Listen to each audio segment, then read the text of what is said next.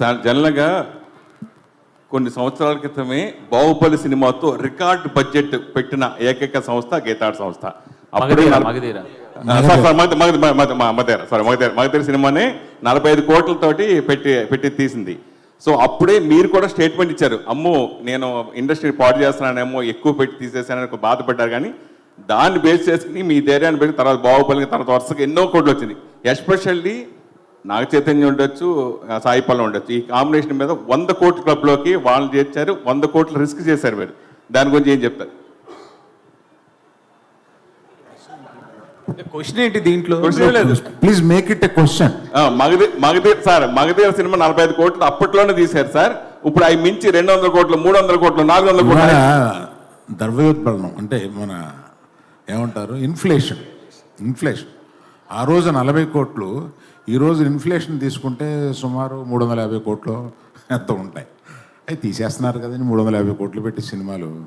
అందువల్ల ఆ రోజు నేను ధైర్యం చేస్తాను, ఇవాళ అందరూ ధైర్యం చేస్తున్నారు.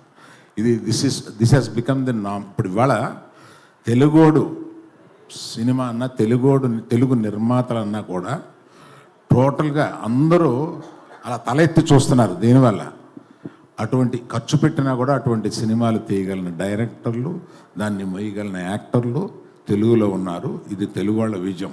అందరూ దాన్ని అప్రిషియేట్ చేస్తున్నారు. అరవింద్ గారు ఇక్కడ సార్, అరవింద్ గారు, రాజు ఏషియనెట్ సార్. సో ఈ మధ్య నా ఫేక్ కలెక్షన్స్ అనేది బాగా డిస్కషన్ పాయింట్ అయింది సార్. దీని మీద మీ కామెంట్ ఏంటి? తండేల్ సినిమాకి ఒరిజినల్ కలెక్షన్ చూడొచ్చా? ఎవరు ఏం చేశారనేది కామెంట్ ఏంటి అనే దాని మీద ఇందాక చెప్పాను చూడండి. తండేలు విషయంలో మట్టుకు మేము కరెక్ట్గా వేస్తాము అంటే ఇంకొకటి వేయలేదు అని వస్తుంది. కరెక్ట్ కాదన్నమాట. అందుకని మీరు ఆ ట్రాప్లోకి నన్ను లాక్కండి. చైతన్య గారు, అరవింద్ గారు అంటే అక్కినేని ఫ్యామిలీ హీరోలు కావచ్చు, లేకపోతే యంగ్ హీరోలు ఎవరైనా కావచ్చు, లవ్ స్టోరీలు చేసినప్పుడల్లా షూర్ షాట్ హిట్లు కొడుతూ వస్తున్నారు. మాస్ ట్రై చేసినప్పుడల్లా కొంచెం ఫెయిల్యూర్స్ వస్తున్నాయి. మీ కెరీర్లో కూడా ఏమాయ చేసావే, ప్రేమం, మజిలీ, లవ్ స్టోరీ 100%లో ఇప్పుడు ఇది. సో ఖచ్చితంగా మీరు ఈ తేడా గమనించారా? మళ్ళీ మాస్నే ట్రై చేయాలని అనుకుంటున్నారా? లేదు, అఫ్కోర్స్ ఆ తేడాను గమనించాను. బట్ యాజ్ అన్ యాక్టర్ ఎప్పుడు ఆ ప్రయత్నం చేస్తూనే ఉంటానండి. నాకు లవ్ స్టోరీస్ చేయడం బాగా ఇష్టం అండ్ ఆడియన్స్ కూడా చాలా బాగా ఆదరిస్తారు లవ్ స్టోరీస్ చేసినప్పుడు. I'm thankful for that. But as an actor ఎప్పుడు వేరే జానర్స్ ట్రై చేస్తూ ముందుకు వెళ్ళాలనే నా ప్రయత్నం అండి. ఎందుకు చెబుదాం, మేము ఒక యాక్షన్ పిక్చర్ గురించి ప్లాన్ కూడా చేస్తాం. అరవింద్ గారు, హాయ్. అరవింద్ గారు ఇక్కడ, hi sir. Geetha Arts last proper film తీసిన ధృవ, మధ్యలో అలా వేకుండా ఉన్న it's joint production. So almost 9 years గ్యాప్లో గీతా ఆర్ట్స్ బ్యానర్లో ఇది వస్తుంది, ఎక్సెప్ట్ ఫర్ అలా వేకుంఠపురం. సో ఎందుకు గీతా ఆర్ట్స్లో పెద్ద మూవీస్కి మీరు ట్రై చేయలేదు? లైక్ గీతా ఆర్ట్స్ మీరు లాస్ట్ ఫిల్మ్ అని అంటున్నారు. నా ఉద్దేశం గీతా ఆర్ట్స్ మొన్నటి వరకు సినిమాలు తీస్తాను. G8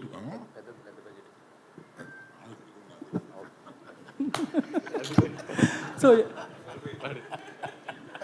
అండ్ ఆల్సో చెప్పండి సార్, లాస్ట్ 9 yearsలో చాలా మారిపోయింది ఈ బిగ్ మూవీస్ బిజినెస్ అనేది. టైప్స్ ఆఫ్ ప్రమోషన్స్ కానీ, హౌ దే మేక్ ఇట్ కానీ. సో వాటికి ఎలా అడాప్ట్ అవుదాం అనుకుంటున్నారు మీరు? పెద్ద సినిమాలకి అడాప్ట్ అవ్వడం అనేది డైరెక్టర్స్ని బట్టి కూడా ఉంటుందండి. ఇప్పుడు వారు నేను కలిపి ఒక చాలా పెద్ద సబ్జెక్ట్ ఒకటి ఆలోచిస్తున్నాం. అది ఇంకా ఒక కొలిక్కి రాలేదు. దానికి ఏ హీరో సూట్ అవుతాడు ఏంటి అనేది తెలియదు.